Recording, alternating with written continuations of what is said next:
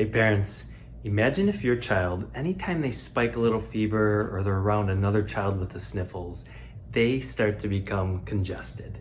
It goes into their sinuses, they become stuffy, congested, they've got to try to blow things out with a Kleenex, maybe using sprays or humidifier, but their nasal passages are staying jammed, they're not draining.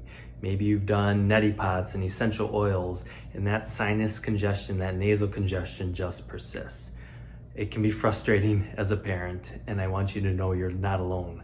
And maybe for you, even your kiddo goes down now and gets congested in their lungs and they can't breathe very well. This is something that we actually see quite a bit of in our office, and we love to talk about because we love to share with you what we see as the most common three-step process that really can get to the root cause to help your kiddo.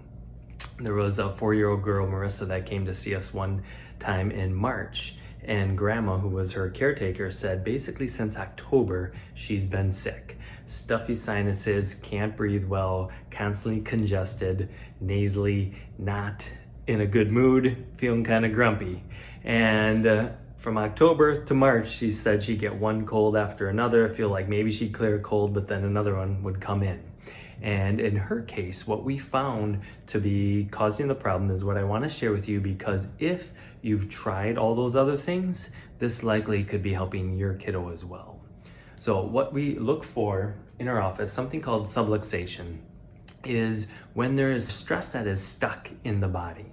In the case of nasal congestion, sinus congestion, frequent colds, the most common category we see it from is actually in the physical stress category, and I'll share with you why. Before I do, the things that can show up as physical stress tend to be, maybe it's a long labor delivery, maybe it was a suction or C-section, or during a delivery baby's shoulder was stuck and something had to be pulled and twisted a little bit more than anticipated.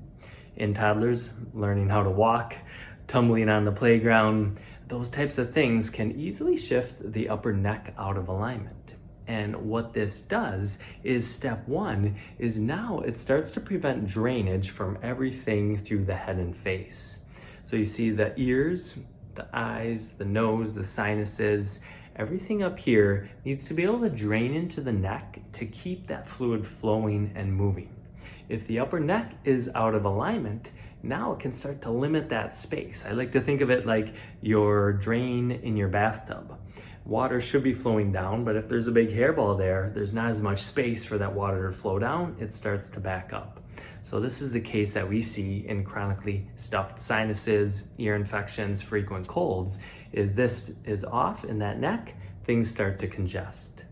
Step two now is if it can't drain into the neck, now the normal flow can't take over to move that fluid along. Our body has the lymph system, and lymph drainage you may have heard of. You want to massage the neck.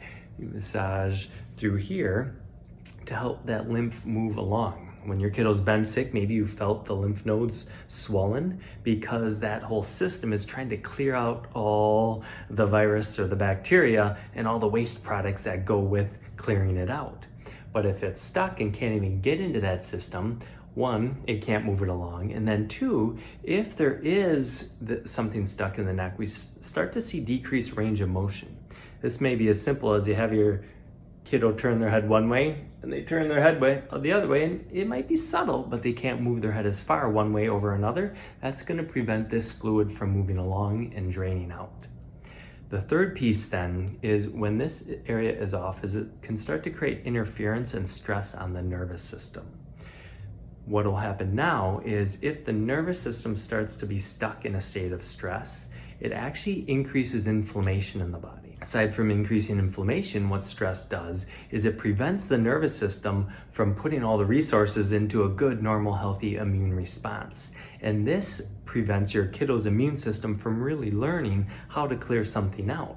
So now that same virus, that same bacteria comes along a month later, 2 months later, and because their nervous system hasn't allowed their immune system to learn from it, it can't fight it off as well that next time. And there again, we get this recurring cold, the sinus infection, things that just linger and stick around. So if this resonates with you, we'd love to see if this is the case for your kiddo, because the good news is if something is off here preventing that drainage, it's one of the things that we get really good results with in our office. Going back to Marissa, who I shared at 4 years old, who was sick from October to March, her third adjustment, grandma comes to me and she goes, Dr. Tye, Marissa was throwing up last night.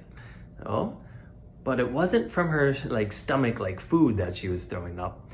It was actually mucus and phlegm and gunk. You see what had happened with her early adjustments? We were opening this up, things started to drain, and all of a sudden her immune system could really take over. But it had some work to do. It had to clear out what had been built up for the last 6 months.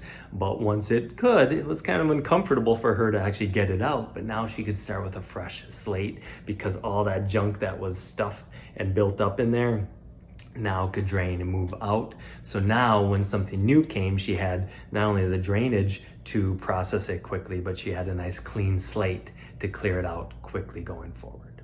So if that resonates, reach out, shoot us a message, give us a call, and we're here for you. I'll see you soon.